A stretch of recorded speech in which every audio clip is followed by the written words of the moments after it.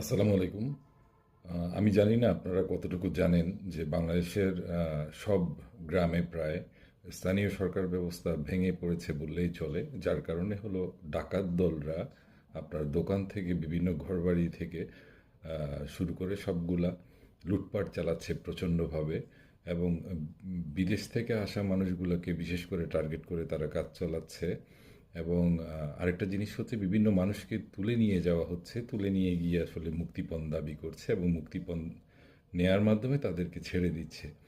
এই ধরনের বিষয়টা বেশ ঘটছে। যেমন আমি চট্টগ্রামের সন্তান এবং চট্টগ্রামে আমাদের যে সাতকানিয়া উপজেলা, ওখানে কিন্তু যথেষ্ট বিশ্রী অবস্থা।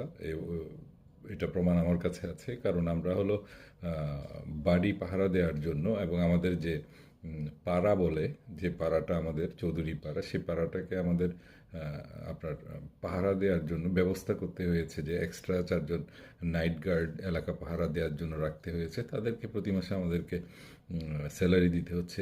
এই যে বিষয়গুলো, এটা কিন্তু আমি বলছি বলে আমারটা দেখাচ্ছি, এটা কিন্তু পুরো বাংলাদেশেই এই যথেষ্ট ছিনতাই, রাহাজানি, আপনার ডাকাত দলের প্রচণ্ড প্রাদুর্ভাব এটা বেড়ে গেছে। এটা হলো স্থানীয় সরকার ব্যবস্থার ব্যর্থতা এবং আমরা অবিলম্বে এই ব্যর্থতা থেকে মুক্তি পেতে চাই। আশা করি আপনারা সরকারে যারা আছেন তারা সচেষ্ট হবেন এ বিষয়ে, ব্যর্থতা থেকে উঠে আসুন।